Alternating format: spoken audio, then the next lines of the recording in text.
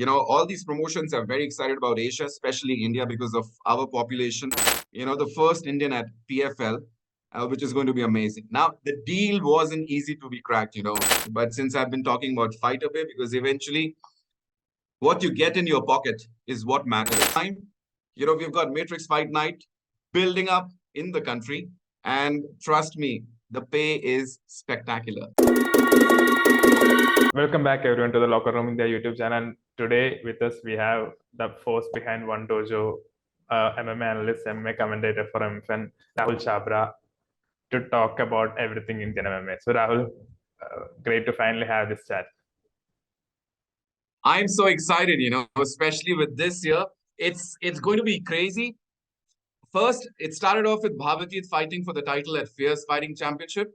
Then we got the news of Vikas going to PFL. We've got Anshul Jubli fighting the road to UFC finals. And then we've got Matrix Fight Night 11 coming up. So it's going to be action-packed. And I think this is an amazing time for Indian MMA and to be an Indian MMA fan. So we'll start with the first one, obviously. Like we have February 5, we have Anshul Jubli fighting in the road to UFC final against Vikas Singh Ruhil. So how like it's a huge fight for Indian MMA. So how do you see this all together? Like it's coming all together like as a great thing for Indian MMA. I think great is an understatement. It's an amazing thing, Anshul Jubilee started off from Matrix Fight Night, and even at Matrix Fight Night, he was initially in the prelims and then went up to fight the main event. And he's showing a similar pattern here at UFC. Initially it was road to UFC, and I'm sure he's going to go get this one and make his way to the main UFC card. So he's actually fighting in the prelims of the next UFC card. So on top of that, like we got the news yesterday that he signed with Paradigm, which is a management which represents names like Conor McGregor, Israel Adesanya, Leon Edwards. So that I think if they don't see any potential in a fighter, I don't think they sign them up. So what do you think of that huge news? This is big. This is big, and I think Anshul Jubli is already a big man, and I'm sure he's rich as well, and that's what Paradigm Sports does. They made Conor McGregor, they've got Israel Adesanya, they've got a lot more fighters under their hood, and they are the biggest. And these management firms actually know how to put a fighter in the forefront, how to play with the PR, and how to ensure that the fighter actually fights with the full potential. So it's a massive news, actually. And with this, I think Anshul Jubli becomes the first fighter to be ever signed by this particular management firm. So not only this, like not only Anshul's achievement that he's going to have in the UFC, it also opened the doors for many other Indian fighters. Like what Anshul has done, how do you think it will shape for the future fighters? Like how do you think this impacts the future fighters? This has a major impact on the future. I remember in November at MFN 10, I met Siddharth, who's Anshul's coach, and I thanked him. And the reason is Anshul has opened a mystery gate for us. And now the gate is open, with Vikas also going to PFL. So the floodgates are open, and this is going to pave way for more fighters to go abroad and fight at bigger promotions. But at the same time, we've got Matrix Fight Night building up in the country. And trust me, the pay is spectacular. So talking about Vikas, like you're someone who worked closely for that PFL contract to happen. So take us a bit through like how it happened and how does this, Anshul's UFC run is obviously something big, but someone entering the PFL is also similar impact to the Indian MMA circuit. So take us through the process that you went through with Vikas. Sure. So before that, let me tell you about PFL. Now, PFL is, assumed to be the second biggest promotion in the world after UFC. At the same time, the rules are different, with PFL. Like UFC has Octagon, which is a copyrighted name to UFC. Similarly, PFL has Smart Cage. And those who saw WSOF, World Series of Fighting, know that WSOF became PFL. So Vikas will be fighting at the PFL Challengers series, which starts from 27th of January. And the Challenger series is one of a kind. We've got 8 fighters in each weight division. And from those 8 fighters, only one will move ahead to the playoffs. So it's tough. The chances are very bleak. Uh, Not for Vikas, but for all the fighters. The probability for each and every one of them is very low. But then we're hoping for the best. And this marks, the first Indian at PFL, which is going to be amazing. Now, the deal wasn't easy to be cracked. I also work with All in Sports Management. We are a management firm. It's headed by Lucas. Lucas is the guy who sent Pawan Man to UFC. So he's got a lot of fighters in UFC, PFL, Bellator, Ryzen, KSW. You name a promotion, we've got fighters there. So it all started, I think, this started in August. So Lucas told me that PFL is looking for fighters and if I have any. And that was the time when I started talking to Vikas and he was hungry to come back, to fight again. Thank God, and he got selected. So it was end of November, we got to know that he got selected. That's when we sent his passport. Contracts happened. He got the visa in December. It was all happening at a very fast pace. And, thanks to PFL, Vikas now holds a work visa for the US. So it's going to be raining fights for him, one after the other. So obviously this is just the first step. Like Vikas make it to the PFL challenge. This is first step. Like, do you see in 2003 itself more Indian fighters getting into the PFL platform? Well, yes. All these promotions are very excited about Asia, especially India, because of our population. But at the same time, they also understand that MMA is still at a nascent stage here. It's just like I compare India with South Africa. For example, South Africa. Uh, MMA in Africa is not there. There's only one promotion, just like we have Matrix Fight Line.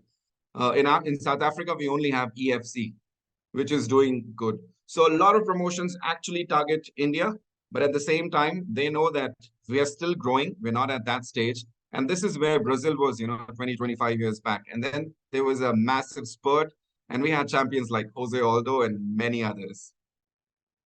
So tell us a bit about Vikas fight. Like March is the when the fight is going to happen, and the featherweight bracket. It's like an exciting bracket. So what do you think? How do you think the bracket will shape up, and what do you think the fans could expect in that fight? Well, fans should expect fireworks because Vikas has been longing for this. He's been hungry for this. He's been praying for this. And now, when everything is done, we're all set to send him to the US. His team has actually planned a camp in the US. He'll be training in Philadelphia at Markers MMA, which is headed by Daniel Gracie. So he's going to go into the cage, like never before, and it's going to be all fireworks. The division is actually stacked. We've got crazy guys like Vikas' opponent. He comes in from EFC. He's been fighting at South Africa, and his record is 15-2. So carries a massive record. But then, the moment you enter the cage, everyone is hungry equally. And, the judging for PFL Challengers series is different. So there is a panel which comprises of, ex-fighters, could be some Hollywood stars, and they judge basis the fights that who goes to the next round. So that's how PFL Challenger series works. We're just hoping that he goes out there, and shows us what he's got. By the way, Vikas is on a 7-fight win streak, which I think is not easy, and which I think nobody has in the country. So he definitely has a spark in him. Speaking of the camp, I think his team has also set up a crowdfunding campaign currently. So if anyone watching would like to contribute, the link is out there. You can check out the profile of Vikas and Team Relentless to contribute and support him in his journey to PFL. So that's that. Now, PFL and UFC are not the only promotions where India has their footing in 2023. We have One Championship, Brave, all these promotions, we have fighters there. And so One Championship, like, how do you see 2003 for Indian MMA fighters in One Championship? We have a lot of names. Kantaraj is there, Ritu is there. So how do you see that shaping up in 2023? Yeah, so 2023, as I've been saying, I've been saying personally that we were supersonic. This is a big year for Indian MMA. Talking about one championship, we've got Kantaraj. Kantaraj, in his last fight, showed us the kind of assassin he is. And I'm hoping for big things for him, provided he gets, good number of fights this year at one championship. I was just talking to Coach Mike of Soma MMA, which is in Bali. And, Ritu is going to be there. So Ritu actually got married a couple of months back. And therefore, we see that she's been on a sabbatical, but I think she's going to bounce back very soon and show the Indian tigress in her.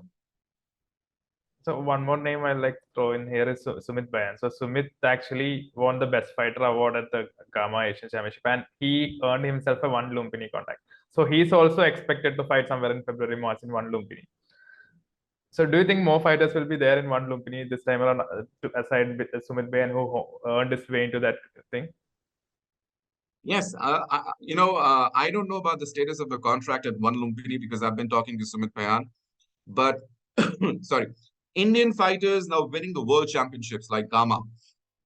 This is massive, and Sumit Bhyan has a massive potential. I'm not sure whether he's realizing it or not, but this guy has a lot of potential. And we also have Surbala, you know. So Surbala also won the Gamma championship. She became the first Indian girl to do so. So I think this is the right time for both of them to enter the pro circuit, fight, matched opponents and go make a career. Probably they could be the next Anshul Jubli, especially with Sumit Bhyan. He's in the same weight class, by the way. He's a lightweight. I mean, with hydration test, he's 77, and without hydration test, he's fighting at 70. So one more promotion I think that has been closely working with India since its inception is Brave. And one name that's been there since the beginning is Mohammad Fahad. Like, did you manage to watch his last fight with the Of course, I saw it. That was in Bali. He fought against a local guy, right? And Yes. then the fight ended because of those unintentional and unavoidable, unfortunate groin strikes. But the guy definitely has a lot of potential, especially the fight before that he fought with Ulumi. He actually came out of deep waters and knocked out Ulumi Kareem. So that was crazy. And I think I would want to see a rematch of that fight, him against Ulumi once again, probably at MFN. We never know. But that fight was just amazing because initially, Ulumi was dominating the pace. And then we saw an amazing combination. I shouldn't say it as a combination, but an amazing, big right hand by Mohammad Farhad, and that knocked out Ulumi. So that was a very brutal, cold knockout, and I would love to see him watch again, probably against Ulumi once again. Ulumi is obviously the champion.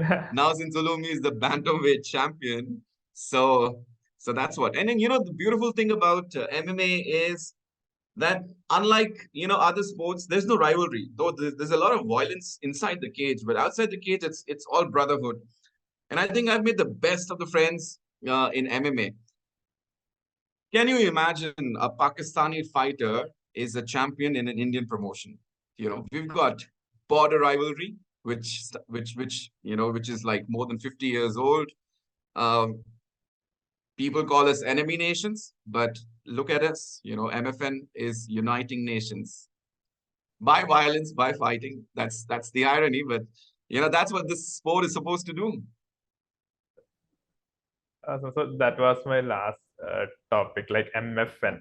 MFN has been revolutionizing the sport of MMA in India since its inception. So, and last event we saw 4 champions being crowned, 4 champions, one from Pakistan, as you said. Like 2003, I'm sure 2023, I'm sure it's going to be bigger. And tomorrow, I think we have a huge announcement also coming up for MFN 11. So before we get into the future of MFN, what do you think of the journey so far of MFN as someone who has worked so close with the promotion?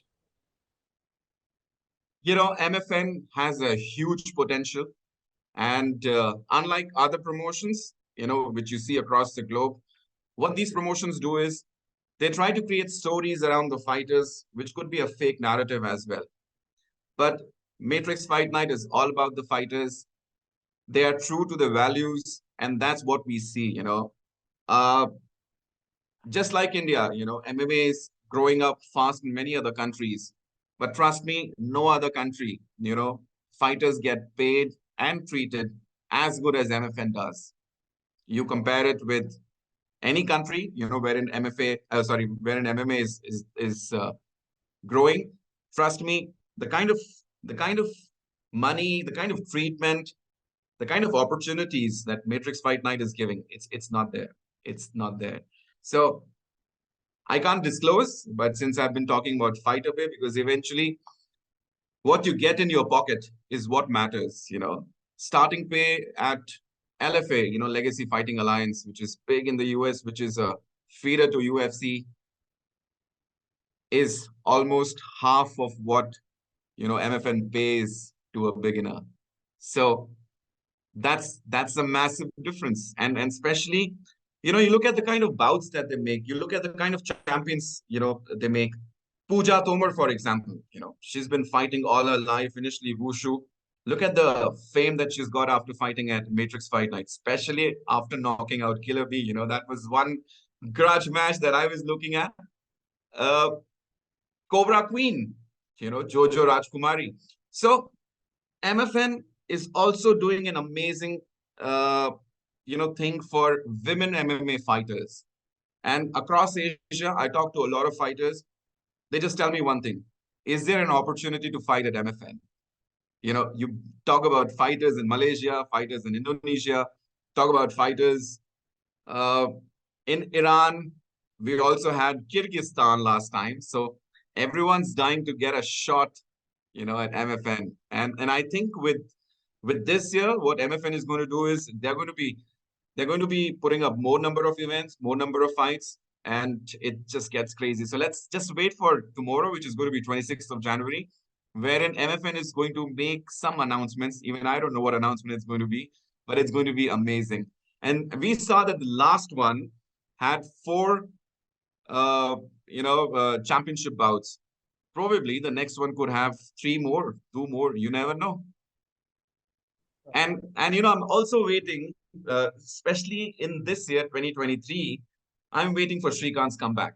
That's going to be amazing. I just hope he comes back this year, probably in the next event or maybe in the second event. But it's going to be crazy, especially if he gets the title fight. It's just going to be insane, man. Speaking of Srikanth, I think the promotion has been successful in creating the stars from these fighters. Like if you see what Angad is going through or what Pooja is going through, like the reception that they get from their hometowns, and it's been like massive. It's been something that we have not seen for MMA in India since like its inception. So, what do you think like MFN does differently to create such a big star power for the fighters? I think their secret recipe is they stand by the fighters, they understand the fighters, and then they treat the fighters like a family.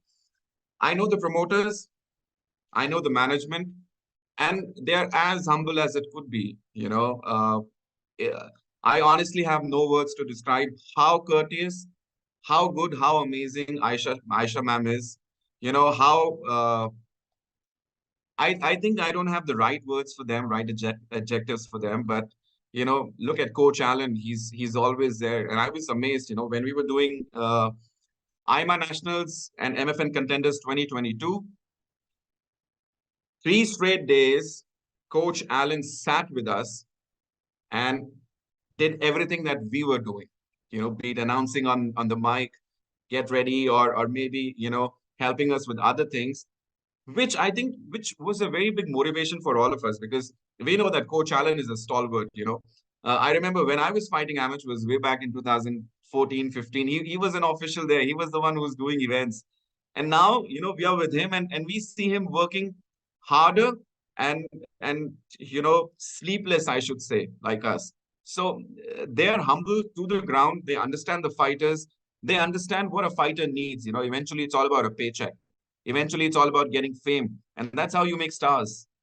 And that is what has happened with Angad, Clinton, I should say, because I think Clinton is fighting Musa Raish. That was disclosed right after MFN 10. So probably we'll have both of them. Like, look at Musa Raish, The gentleman is just amazing. He's a killer. And Jojo Rajkumari. Then we've got more names, like in the welterweight division, we've got Seth Rosario. So these guys are all killers. They've been prospered. They've been, curated. And I should say that they've been promoted by Matrix Fight Night. Even Anshul Jubli, look at the way he was getting fights. He started off in the prelims, ended up at the main card. I think last he fought was MFN 6 against Mahmoudia of Iran. That was the main card. And he started off at MFN 1 or 2 against Sanjeet Budwar. So they know how to treat a fighter, and they know you perform good, you move ahead. So that's the good thing about Matrix Fight Night. So we also have a thriving, and these are whatever we talked about, like the PFL, UFC, One Championship, One Lumpinee, MFN, all these are the pro side. We also have a thriving amateur scene going around with guys going on winning the medals at the Asian Championship, World Championship, and everything. So the future looks bright, obviously. So what are your closing thoughts for Indian MMA in 2023? My closing thought is a very simple one. I think this is the best time to be an Indian MMA fan. We've got things happening everywhere. We've got a homegrown promotion going global and promoting Indian MMA, everywhere. We've got fighters going to UFC. We've got fighters going to PFL. We've got fighters going to ONE Lumpinee, and it just gets crazier. I think there's a massive circuit in Europe which we still need to demystify. We've got amazing promotions there like Eagles FC.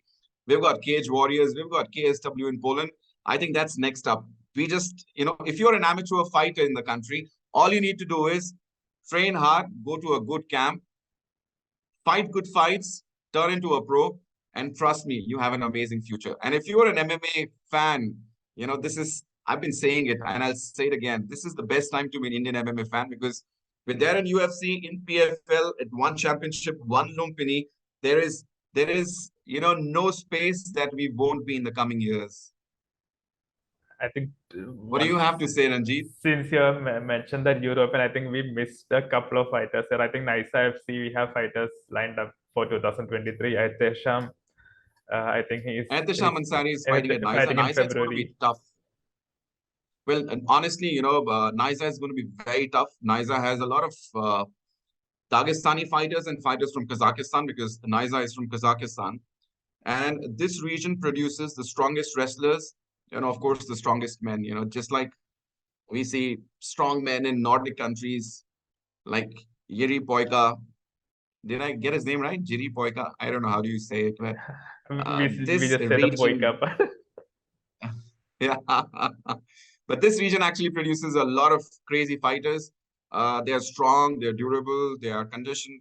And the Naiza FC is going to be tough, So, of course, we know that Aitesham has been training in Dagestan, and he signed with Naiza FC. Yeah. So, yes, Indians are everywhere, and 2023 is going to be the year.